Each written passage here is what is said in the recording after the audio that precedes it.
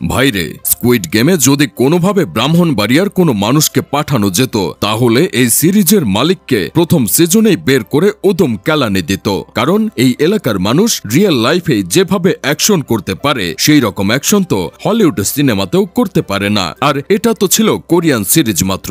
ব্রাহ্মণবাড়িয়া ইদানিং কিসের জন্য বিখ্যাত সেটা তো আপনারা ভালো করেই জানেন। স্কুইড গেমের ডিরেক্টর যদি এই এলাকা সম্পর্কে একটু জানতে পারত তাহলে আমার বিশ্বাস সে কোরিয়া বাদ দিয়ে ব্রাহ্মণবাড়িয়া চলে আসতো শুটিং করার জন্য। এই তো 2 দিন আগে ব্রাহ্মণবাড়িয়াতে নিলামে বিস্কুট কিনা নিয়ে বিএনপির 2 পক্ষের মধ্যে একটা অ্যাকশন সিনেমার শুটিং হয়ে গেছে। আগে মানুষ অন্য দলের সাথে কামড়াকামড়ি করত, আর এখন নিজেদের মধ্যেই কামড়াকামড়ি করে হলিউড সিনেমার শুটিং করে। আপনারা তো ইতোমধ্যে ভালো করেই জানেন ব্রাহ্মণবাড়িয়াই একমাত্র এলাকা যেই এলাকার মানুষ পান থেকে চুন খসলেই কামড়াকামড়ি করে, সামান্য কারণে একজন আরেকজনের উপরে ঝাঁপিয়ে পড়ে। তাই এখন স্কুইড গেমের ডিরেক্টরের উচিত সিরিজটাকে আরো শ্রুতিমধুর করে তুলতে ব্রাহ্মণবাড়িয়ার হেল্প নেওয়া। থাক ভাই, আর ব্রাহ্মণবাড়িয়ার দিকে যাব না, তারা আবার রাগ করে আমাকে হসপিটালে ভ্রমণ করার জন্য পাঠিয়ে দিতে পারে। চলেন এখন আলোচনা করা যাক স্কুইড গেম সিরিজটা যদি বাংলাদেশিদের দিয়ে করা হতো তাহলে কেমন হতো আর কাকে কোন ক্যারেক্টারে মানাতো। স্কুইড গেম সিরিজটাতে যে এই গেমের ক্রিয়েটর উপরে বসে বসে মানুষ মারে আর দেখে, তার চরিত্রে আমাদের হাসু আপাকে ভালো মানাবে। সিজন 2 এর 001 নাম্বারের ফ্রন্টম্যানের চরিত্রে থাকবে আরাফাত, সেলসম্যানের চরিত্রে আমাদের পলক ভাই, সিয়ং জি হুন এর চরিত্রে থাকতো আমাদের ইউসুফ সরকার, থানোসের চরিত্রে থাকবে আমাদের ভাতের হোটেলের মালিক ডিবি হারুন। সিজনের 1 থাকা 001 নাম্বার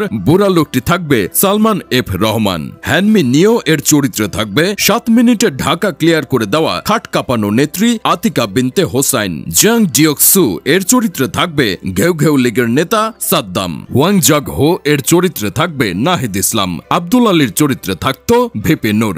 যথাক্রমে এসব চরিত্র আরো ভালো করে সাজিয়ে গেম ডিজাইন করা হতো আরো ভালো করে। গেম হিসেবে রেড লাইট গ্রিন লাইট খেলা হতো, যেখানে যেই গানটা বাজতো তার পরিবর্তে বাংলাদেশের স্কুইড গেমে বাজানো হতো 16 কোটি মানুষের একটাই ডিসিশন, জিতবে নৌকা জিতবে জনগণ।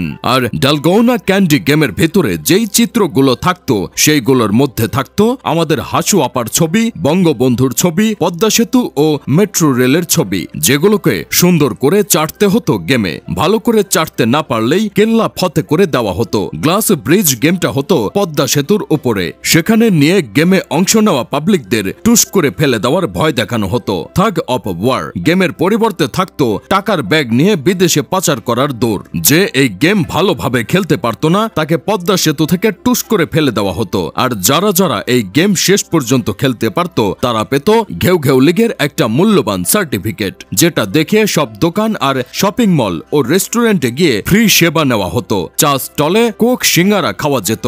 স্কুইড গেমের ডিরেক্টর চাইলে কিন্তু এরকম একটা সিকুয়েল বের করতেই পারে। এমনটা সিকুয়েল বের করলে কিন্তু মন্দ হবে না। আমার বিশ্বাস সবাই সিরিজটা খুবই পছন্দ করবে। যাই হোক, শেষমেশ আমি গোলাম হোসেন একটা কাজের কথা কই, বাংলাদেশের স্কুইড গেম সিরিজের থিমটা কেমন হয়েছে? আপনার কাকে কোন ক্যারেক্টার দিলে আরো ভালো হবে বাংলাদেশের স্কুইড গেম সেটাও জানাতে পারেন কমেন্ট বক্সে।